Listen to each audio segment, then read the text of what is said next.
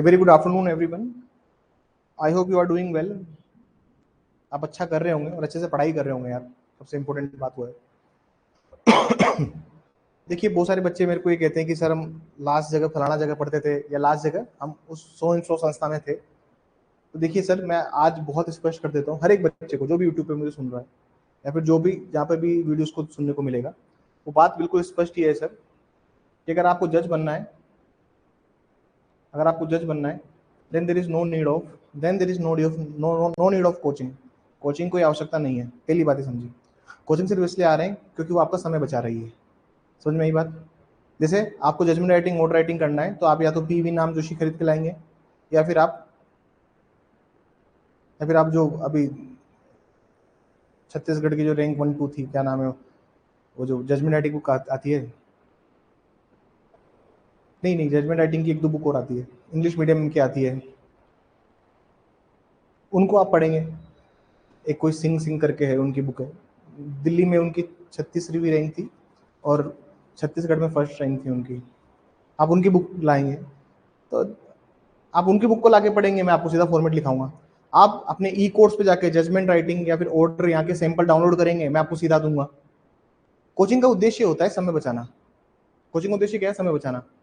Coaching का उद्देश्य कि आपकी मार्किंग जो आंसर आप लिख रहे हो उसमें मिस्टेक कहाँ आ रही है, उसमें कंक्लूसिवली मिस्टेक निकालना, आपकी मिस्टेक को रेटिफाई कराना, सुधार कराना, ताकि इस हिसाब से आपका जो अप्रोच हो, आपके मार्क्स बढ़ने चाहिए in the coming examination, marks decrease नहीं होने चाहिए।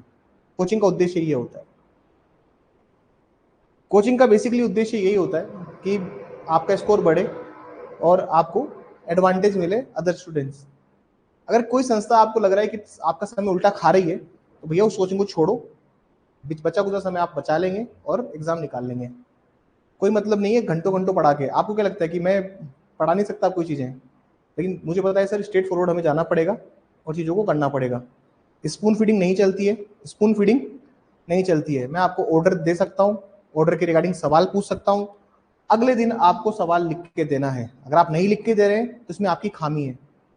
अगर चेक नहीं हो रहा है या फिर आपको रिमार्क्स नहीं दिए जा रहे हैं, अगर आपको रिव्यू नहीं दिया जा रहा है, आपको बताया नहीं जा रहा है कि कहाँ आप खामी कर रहे हो, तो उसमें फिर मेरी गलती है। ठीक है, अभी मैंने सैटरडे के दिन 2 सवाल दिए थे आपको ऑर्डर राइटिंग के। उन सवालों को आज मैं डिस्कस करूंगा और आज उन सवालों को सोल्व भी करवाऊंगा क्लास में। ठीक है, लास्ट क्लास में सैटरडे के दिन मैंने 2 क्वेश्चंस दिए थे ऑर्डर राइटिंग के, मैं उनको डिस्कस करूंगा, मैं उनको भी सोल्व भी करवाऊंगा आपको। ठीक है, 2 सवाल क्या थे हमारे ऑर्डर राइटिंग के, इनको देख लीजिए एक बार।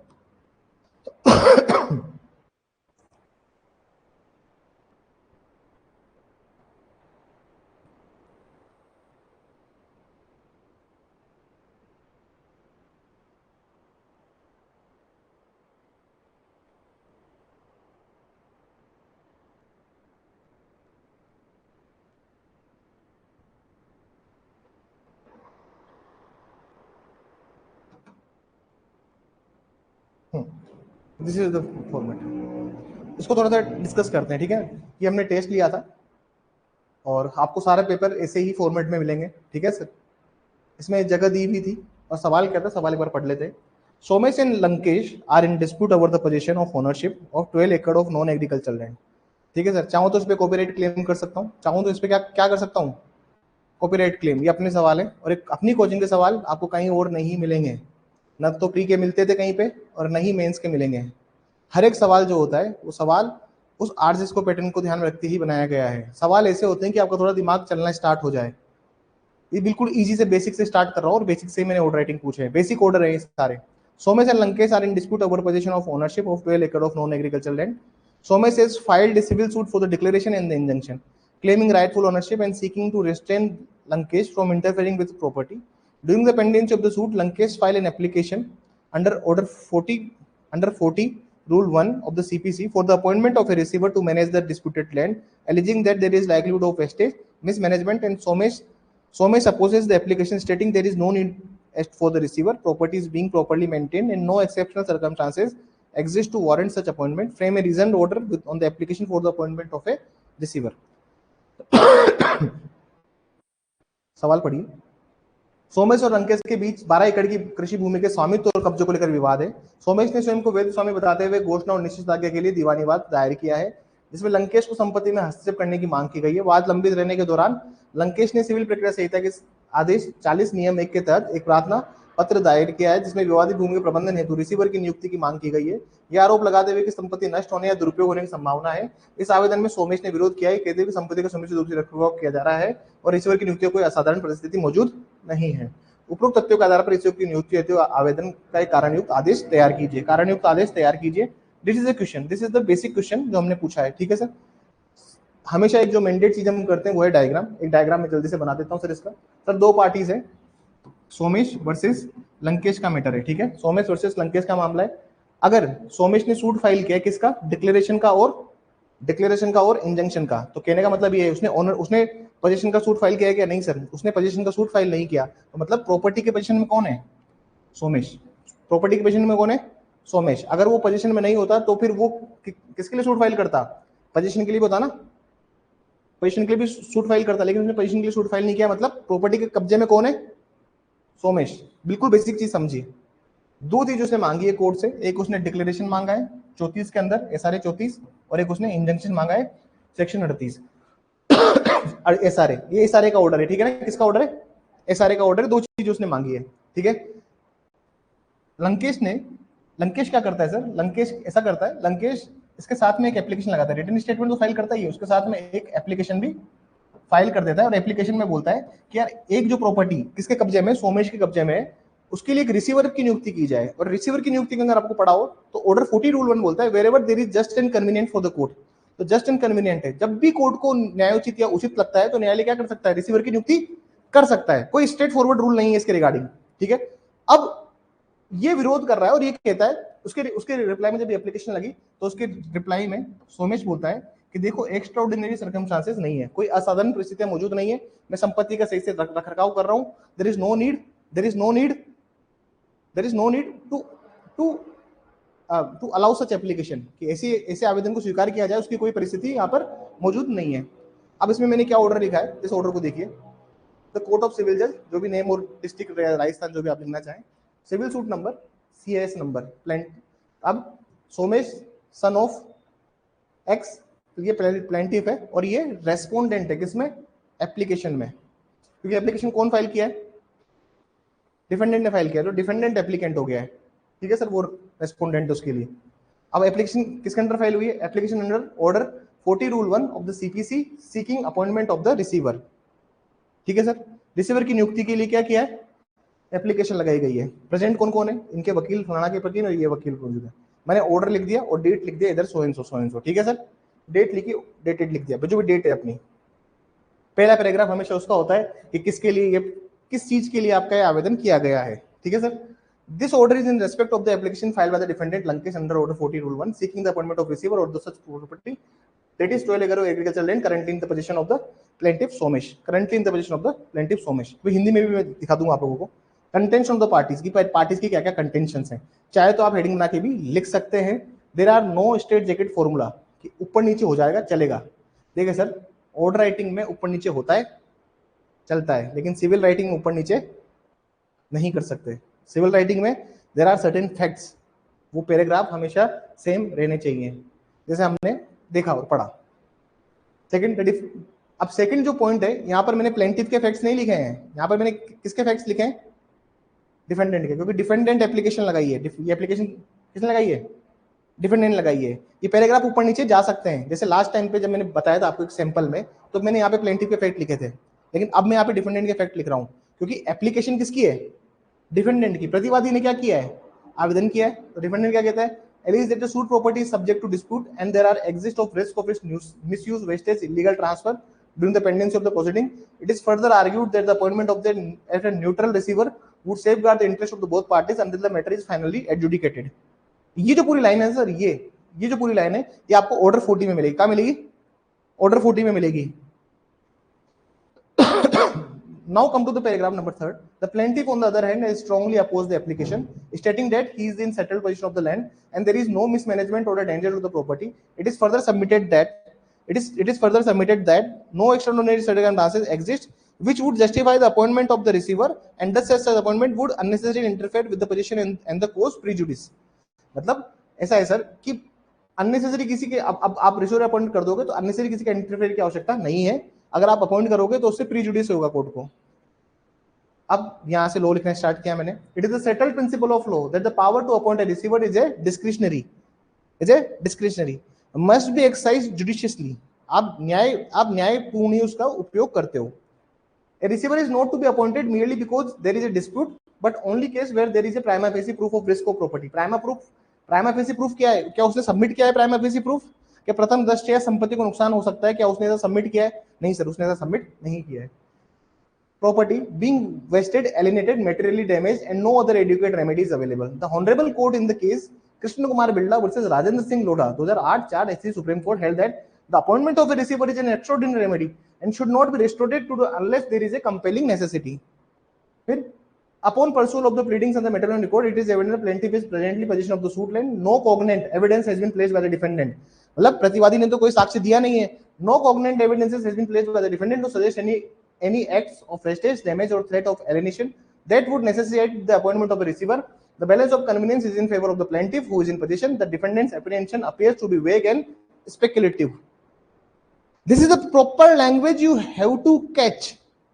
ये आपको लिखना पड़ेगा और उसकी लैंग्वेज पकड़नी पड़ेगी। देखिए, मार्क्स फैक्ट्स को रिपीट करने में नहीं है, मार्क्स है ये लोग, ये इस चीज के नंबर है बस। नंबर इसके नहीं है कि मैं आके पूरे फैक्ट्स रिपीट कर रहा हूं, मैं आके और ये जो फैक्ट्स है ना, फैक्ट्स इनको मैं रिपीट कर रहा हूं, इसमें नंबर नहीं है। नंबर किसमें? इसमें 4, 5, 6। He will, the examiner will see those points only. If you are looking for, तो अगर आपके ये पॉइंट्स का, मैं कहता हूं, मैंने बहुत सारे कॉपीज में लिखा है, काइंडली स्ट्रेंथन द रीजन, कि जो आप कारण लिख रहे हैं उसको मजबूत कीजिए। बात समझ में आई? आगे देखिए, ऑर्डर क्या किया? In the view of the above, this court is of opinion that no grounds are made for the appointment of a receiver at this stage. This application under Order 41 filed by the defendant is accordingly dismissed. No order is to the coast. जज के नाम लिख दिए, pronounce in the open court, जो भी date है उसकी वो आप यहाँ पे लिख सकते हैं। हिंदी में देखते हैं इसको। सिविल न्यायाधीश का न्यायालय, सिविल न्यायाधीश न्यायालय, स्थान का नाम, जो भी सीआईएस नंबर है, जो भी केस का नाम था वो लिखा। सिविल प्रक्रिया संहिता 1908 के आदेश 41 नियम 1 के तहत आवेदन रिसीवर की नियुक्ति की मांग। वादी की ओर से उपस्थित अधिवक्ता पी, प्रतिवादी की ओर से उपस्थित अधिवक्ता क्यू। यहाँ पे आदेश दिनांक जो भी आप डालना चाहें उसको आप डाल सकते हैं। यह आदेश प्रतिवादी लंकेश द्वारा दायर उस आवेदन के संबंध में है जो सिविल प्रक्रिया संहिता 19 अंतर्गत वाद विवादित संपत्ति अर्थात 12 एकड़ कृषि भूमि पर एक रिसीवर नियुक्ति करने के लिए प्रस्तुत किया गया, जो वर्तमान में वादी सोमेश के कब्जे में है। पक्षकारों के तर्क, प्रतिवादी ने आरोप लगाया कि वाद विवादित संपत्ति विवादित है और वाद के लंबित रहने के दौरान उसका दुरुपयोग अपव्यय अवैध रूप से हस्तांतरण खतरा बना हुआ है। यह भी तर्क दिया गया कि एक निष्पक्ष रिसीवर की नियुक्ति दोनों पक्षों के हितों के लिए अंतिम निर्णय तक रक्षा करेगी। दूसरी तरफ यह दूसरी ओर वादी ने आवेदन का कड़ा विरोध किया और कहा कि वो भूमि शांतिपूर्ण स्थापित कब्जे में है, किसी प्रकार का कुप्रबंधन या संपत्ति खतरा नहीं है। वादी ने भी प्रस्तुत किया कोई असाधारण परिस्थिति नहीं है जिसमें रिसीवर की नियुक्ति उचित ठहराई जा सके।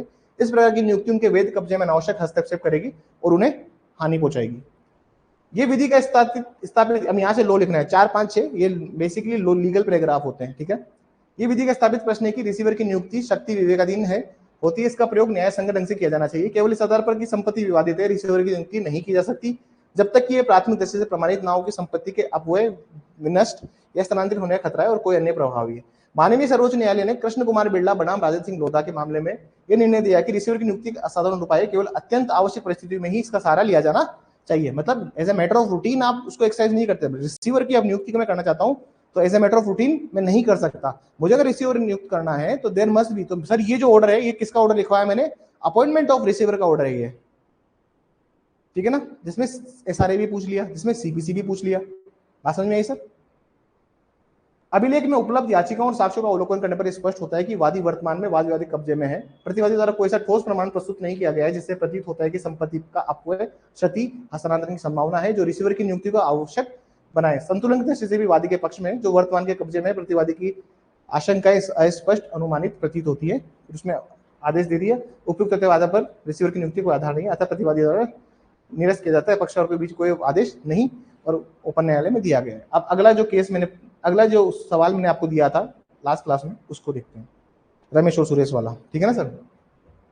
इन a suit for recovery of money filed by the Ramesh. अब सर ऐसा है, जहां पर भी एग्जाम में सवाल आ जाता है रिकवरी ऑफ मनी का और मनी के रिगार्डिंग पैसा फिक्स नहीं किया हुआ, मनी के रिगार्डिंग पैसा नहीं दिया हुआ, तो आप क्या लिखेंगे? आप क्या लिखेंगे? सीनियर सिविल जज लिखेंगे, सिविल जज लिखेंगे? ऑलवेज राइट सिविल जज। जब आपको नक्की नहीं है और फिक्स नहीं है ना सर कितना, देखिए सूट की वैल्यूएशन फिक्स नहीं है, मैंने जान करके इसमें मैं चाहता तो लिख सकता था कि 5,000 रुपए का सूट या 5 लाख का सूट फाइल किया है। राजस्थान के अंदर, राजस्थान के अंदर देखिए 0 से 2 लाख तक जो होते हैं वो होता है सिविल जज, इसके पास है सिविल जज। 2 लाख से ज्यादा, 2 लाख से 5 लाख तक सिविल जज सीनियर डिवीजन, मतलब वरिष्ठ वर्ग, ठीक है सर। पहले पुराने, जब पुराने टाइम पर हम लोग, आज के 3-4 साल पहले हम इसको जूनियर डिवीजन बोलते थे, लेकिन अभी जेडी हटा दिया है पीछे से, ठीक है ना। जूनियर डिवीजन कनिष्ठ वर्ग अब नहीं लिखते, अब सीधा सिविल न्यायालय लिखिए आप। 5 लाख से अगर प्लस है, 5 लाख से प्लस है तो जाएगा डिस्ट्रिक्ट कोर्ट में। सिविल का मैं जुरिडिक्शन बता रहा हूं आपको, ठीक है। और फिर अगर ऐसा है तो फिर जो ऊपर नाम जो आएगा ना सर, वहां पे फिर ये आ जाएगा कोर्ट ऑफ एडिशनल डिस्ट्रिक्ट जज, कोर्ट ऑफ एडिशनल डिस्ट्रिक्ट जज, या court of additional district court, या फिर कोर्ट ऑफ, या फिर कोर्ट ऑफ डिस्ट्रिक्ट, जैसा भी आप लोग लिखना चाहे, कोर्ट ऑफ डिस्ट्रिक्ट, ठीक है सर।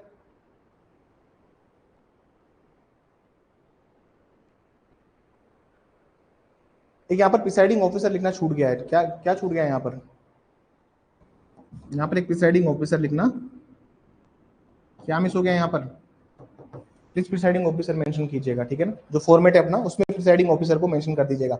अभी मैं शेयर कर दूंगा ये ग्रुप में आपको, ठीक है ना। घर जाइए, इसको भी लिखिए, घर जाइए सर, एक प्रॉपर कॉपी बनाइए जजमेंट राइटिंग ऑर्डर राइटिंग की।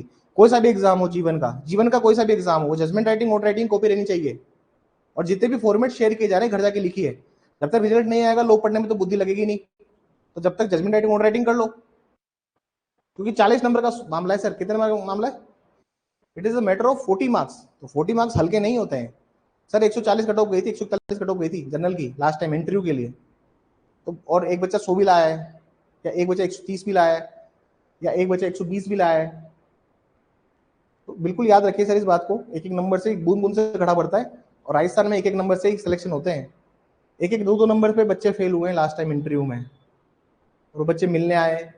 मैं क्या करूं मिल के आके, बताओ। मेरे साथ समस्या ये होती कि मैं बच्चों को कैसे बताऊं कि यार ये होता है, और उस समय पर उसका साथ सिर्फ वो खुद देगा। वो मानसिक रूप से कितना मजबूत है वो पता लगता है उस टाइम पर, वो कितना डिटरमाइंड है एग्जाम निकालने के लिए, ठीक है sir.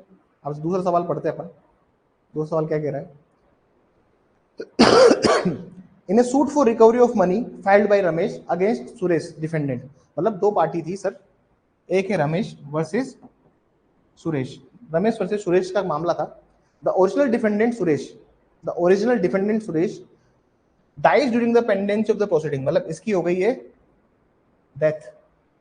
The plaintiff thereafter files an application under order 22 rule 4 of the CPC।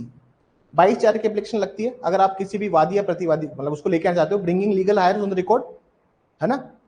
अपने पास आर्टिकल 120 है, 90 दिन है, लेकिन मेरे को सब में नहीं जाने का है। मेरे को उसमें सब में नहीं जाना है कि 90 दिन में लगाइए नहीं लगाइए, लिमिटेशन है या नहीं है, सब में मत जाना, मैंने जाने का ही नहीं उसमें।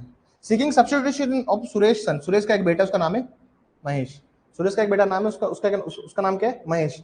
As a legal representative of the deceased defendant, Mahesh appears and files an objection denying that he is liable for the death of his father, opposes his imprisonment on the ground। मतलब वो आता है और बोलता है कि मेरे को अपॉइंट मत करो, मेरे को अपॉइंट मत करो, मेरे पिताजी के लिए हुए ऋण का जिम्मेदार मैं नहीं हूं, मुझे अपॉइंट ना किया जाए इस मामले में। वो मना कर देता है सर इस बात में, ठीक है सर। हिंदी में देखिए, रमेश वादी द्वारा सुरेश प्रतिवादी। अब मैं इजी बनाने के लिए यहाँ वादी प्रतिवादी लिख रहा हूं, लेकिन कुछ टाइम बाद इनको भी हटा दूंगा सर। ये वीक में, हर वीक में दो सिविल ऑर्डर के, दो क्रिमिनल ऑर्डर, दो क्रिमिनल जजमेंट, दो सिविल जजमेंट, ये हर वीक तो दो मतलब 6 टेस्ट तो देने ही है। लो का टेस्ट अलग है और ये तो देने ही देने हैं। जितनी प्रैक्टिस करोगे उतना ही परफेक्शन आएगा। और तुमको लगता है कि सर डर है मुझे, कैसे पेन चलाऊं, क्या कोर्ट लिखूं, फलाना ढिंकाना, मतलब नहीं, लिखो बस लिखो। क्या करने का है? बस लिखना है। लिखने के अलावा कोई दूसरा काम दिमाग में नहीं आना चाहिए। आप बिल्कुल स्पष्ट हो, आपको जज बनना है तो सर ये काम करना पड़ेगा। अरे जजमेंट आउट राइटिंग इतना आसान है कि दूसरों से बेहतर दिखना है बस। अरे सर 100 गंजे हैं क्लास में, आपको हेयर विग लगा के बैठना है बस, दूसरों से बेहतर दिखना है। नो ऑफेंस टू गंजा, उन लोगों की ऑफेंस नहीं, मैं आपको कंपेयर करके बता रहा हूँ कि दूसरों से बेहतर दिखना है। क्या पता गंजे लोग भी सुंदर दिखते हो, है ना। ये बहुत सब्जेक्टिव चीज है, पर एग्जाम्पल देने का तरीका मतलब ये है कि 100 लोगों से बेहतर दिखोगे। ऑर्डर राइटिंग जजमेंट राइटिंग क्या है? क्या जो 100 बच्चे एग्जाम लिख रहे हैं आपके साथ क्लास में बैठ के, क्या 100 के 100 बच्चे एक्सपर्ट है क्या sir judgment writing order writing में? तुमको दूसरों से बेहतर दिखना है, बेहतर दिख जाओगे तो मार्क्स प्राप्त कर जाओगे, और बेहतर दिखने की ही जंग है। बिल्कुल पिन पॉइंटेड पढ़ा रहा हूं सर, इधर उधर का नहीं पढ़ा रहा। फॉर्मेट फॉर्मेट फॉर्मेट को पूरी जनता रोती रहती है, फॉर्मेट करा दो फॉर्मेट। अरे फॉर्मेट का क्या करना है, चार डालना है, लिख दोगे फॉर्मेट। 1 नंबर का फॉर्मेट होता है, 2 नंबर का फॉर्मेट होता है। ऊपर का टाइटल सही लिखा है 1 नंबर देगा, ऊपर का टाइटल सही है 1 नंबर देगा, ऊपर का टाइटल गलत है 1 नंबर नहीं देगा। अंदर रीजनिंग पार्ट देखो ना, जो सबसे ज्यादा मार्क्स कैरी करता है वो क्या है? रीजनिंग। की कारण क्या दिए हैं इसने, क्या इसके अंदर जुडिशियल माइंड है या नहीं है? रमेश वादी द्वारा सुरेश प्रतिवादी के विरुद्ध धन की वसूली के लिए एक दीवानी वाद दायर किया गया है। वाद लंबित रहने के दौरान मूल प्रतिवादी सुरेश की मृत्यु हो जाती है। इसके पश्चात वादी रमेश सिविल प्रक्रिया संहिता के आदेश 22 नियम के अंतर्गत एक आवेदन प्रस्तुत करता है, जिसमें मृत प्रतिवादी सुरेश के पुत्र महेश को कानूनी प्रतिनिधि के रूप में प्रतिस्थापित किए जाने की प्रार्थना की जाती है। इस पर महेश उपस्थिति दर्ज कराता है और एक आपत्ति पत्र प्रस्तुत करता है, जिसमें वो अपने पिता के ऋणों को उत्तरदायी होने से इनकार करता है। इस आधार पर स्वयं को पक्षकार बनाए जाने का विरोध करता है। ठीक है sir. The court of civil जज नेम प्लेस जो भी है, प्रिसाइडिंग ऑफिसर का पैराग्राफ में चूक गया है मैं से टाइप करने में, तो प्लीज उसको मेंशन कर दीजिएगा। Ramesh son of X plaintiff appellant Suresh now deceased son of Y, son of Y करते हैं, दोनों एक सेक्स हो गए ना, भाई थोड़ी ना है, सन ऑफ वाई। ठीक है सर। ये डिफेंडेंट है, ये रेस्पोंडेंट है। एप्लीकेशन, ये एप्लीकेशन कौन लगाया है? एप्लीकेशन प्लेंटिफ ने लगाई है, क्योंकि डिसीज्ड एक्सपायर हो चुका है। ठीक है सर, प्रतिवादी एक्सपायर हो गया, तो एप्लीकेशन कौन लगाई है? तो ये एप्लीकेंट है, और दूसरा कौन है? रेस्पोंडेंट है। Application file by the plaintiff under order 22 rule 4 of the code of civil procedure code 1908 for bringing legal representative on record. ठीक है सर। यहाँ पर क्या लिखते हैं हम कि किस लिए लाया गया है? For bringing legal representative on record. भाई लीगल रिप्रेजेंटेटिव को ऑन रिकॉर्ड लेके आना है, इसलिए आप लगाए। अब उनको अभिलेख पे लेके आओगे आप किसको? विधिक प्रतिनिधियों को, इसलिए आपने वो आवेदन किया है। प्रेजेंट कौन कौन है? उनके एडवोकेट जो भी थे उनके नाम लिख दीजिए। देखिए ये सब अभी जो मैं पीडीएफ भेजूंगा आपको, उसमें पूरा करेक्शन करके भेजूंगा, ठीक है ना। आगे देखिए, अब ये ऑर्डर देखिए। This order in respect of an application filed by the plaintiff under so and so so and so so and so seeking to bring on record Mahesh son of deceased defendant as his legal representative. Second point देखिए, the plaintiff has filed a suit against the Suresh for the recovery of an amount mention नहीं किया था, तो alleging a loan transaction. During the pendency of the suit, the sole defendant Suresh expired on the date. The plaintiff subsequently filed the present application, praying that Suresh son Mahesh must be brought on the record as legal heir. In reply, Mahesh denied the liability towards that and opposed the application, contending that he cannot be substituted a party in the view of such denial. मतलब उसने मना कर दिया, इसलिए उसको party नहीं बनाया जा सकता। उसका एक सिंपल ये तर्क था। कोर्ट ने क्या कंसिडरेशन, कोर्ट ने इशू क्या बनाया कंसिडरेशन के लिए? कोर्ट ने इशू बनाया whether Mahesh can be impleaded as a legal representative of deceased Suresh, deceased defendant Suresh under order 22 rule 4 despite denying the liability for the suit for the such claim. क्या उसको आप बना सकते हो? अभी सब मैं क्लास में लिखाऊंगा ना आपको, तो आपको लगेगा सर 3 घंटे क्लास ली जजमेंट ऑर्डर राइटिंग की। नहीं सर, एक घर जाके लिखो और खुद को समझ में आना चाहिए, ठीक है ना। आप खुद लिखेंगे तब आपको समझ में आएगा, और तब आपका दिमाग चलना स्टार्ट होगा कि सर क्या लिखवा रहे हैं, ठीक है ना। अब यहां से पढ़िए 5 से। Under order 22 rule 4 where a sole defendant dies and the right to sue survives, the court may on application bring on the record the legal representative of the deceased. The term legal representative defined under section 211 of include any person to whom law represent the estate of the deceased. This is the legal part. ये क्या है sir? ये law का part है, ठीक है ना sir. इसका मार्क्स मिलते हैं। और मैंने लिखा 211 में वो भी डिफाइन किया हुआ है, और हम इसको क्यों जोड़ना चाह रहे हैं? क्योंकि ये रिप्रेजेंट करता है डिसीज की, जो भी उसकी एस्टेट है उसको कौन रिप्रेजेंट करता है? Disease. The question of whether such legal representative is ultimately liable for the claim is a matter to be decided during the trial. मतलब ऐसा है कि क्या अल्टीमेटली ऐसा है कि लीगल रिप्रेजेंटेटिव अल्टीमेटली लायबल है, ये कब डिसाइड होगा? ये कब डिसाइड होगा सर? ये ट्रायल पे डिसाइड होगा। ऐसा है, क्या पता पिता ने पुत्र को जात बाहर कर रखा हो, अपनी संपत्ति से बेदखल कर रखा हो, तो क्यों आएगा भैया वो? समझ में आई बात? अभी ट्रायल में देखा जाएगा। कब देखेंगे सब चीज? हम जब हम ट्रायल करेंगे। लेकिन ये एप्लीकेशन डिसाइड कर रहे हैं, वो भी हम सूट की मेरिट पे नहीं जा रहे। वो होगा नहीं होगा वो बाद में डिसाइड करेंगे। तू पहले बन, फिर देखेंगे तेरी लाइबिलिटी आ रही है या नहीं आ रही। At this stage of substitution, the court only consider whether the person sought to be impleaded represent the estate of the deceased. Court इस टाइम पे सिर्फ देखता है कि क्या वो उसकी स्टेट को रिप्रेजेंट करता है या नहीं। It is well settled in the state of Punjab versus Nathuram and other subsequent judgments that objections regarding the liability are not relevant at the substitution stage. अगर कोई liability को oppose कर रहा है तो वो किस स्टेज पर नहीं करेगा, वो जब उसकी एप्लीकेशन लगाई गई है कि इसको लेके आओ, उस टाइम पर वो डिनाई नहीं कर सकता। तो ट्रायल में आना, फिर ट्रायल में एविडेंसेस दिखा कि आपको लेना है नहीं लेना। कब दिखाइए आप ये ट्रायल किस चीज पे दिखाइए, समझ में आई। It is to be in the present case, Mahesh is admittedly the son of the deceased Suresh. Therefore, the prima facie falls within the definition of legal representative under section 211. His denial of liability does not preclude substitution. He may raise all the defense during the trial. जितना भी defence उसका वो कब raise करे, trial में raise करे। मैंने आज आपको मैंने 2 ऑर्डर समझाए। वैसे मैं आपको हर हफ्ते 2 ऑर्डर, 2 जजमेंट, 2 क्रिमिनल, ये मैं अलग से समझाऊंगा। ये तो हमारी लोग की क्लास चलेगी, उसके अलावा भी हम लोग चलेंगे। सोचिए आपके पास अगर जजमेंट राइटिंग, ऑर्डर राइटिंग की अगर आप कॉपी बना लेते हैं समझदारी से, इतना सारा आपके पास मटेरियल हो जाएगा।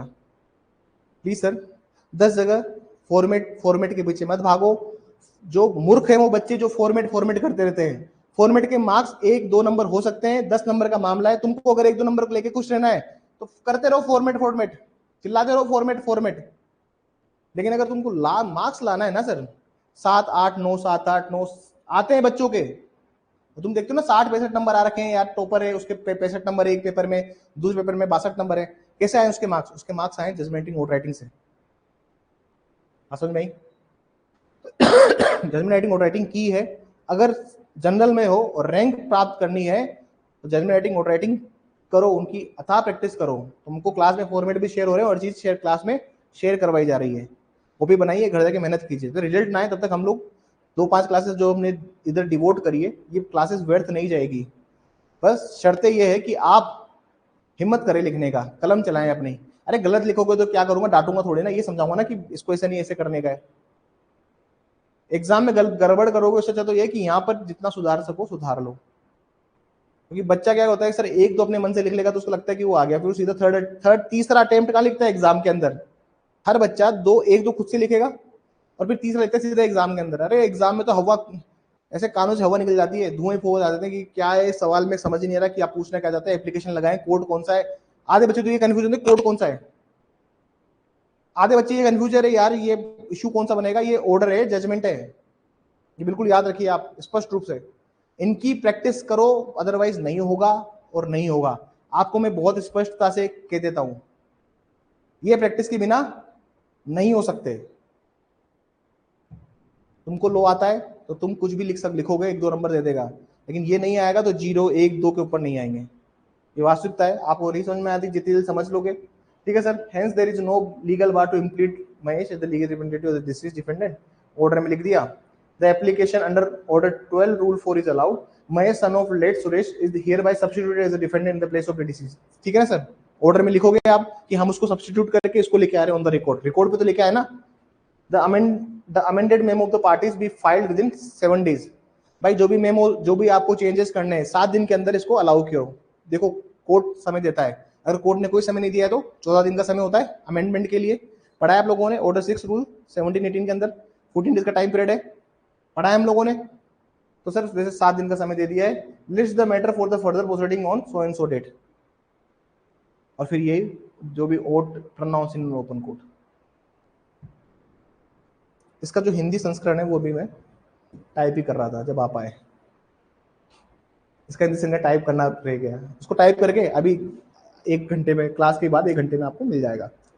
ठीक है सर। अरे थोड़ी सी क्लैरिटी आई ऑर्डर राइटिंग के लिए? अरे ऑनलाइन वाले बच्चों बताइए।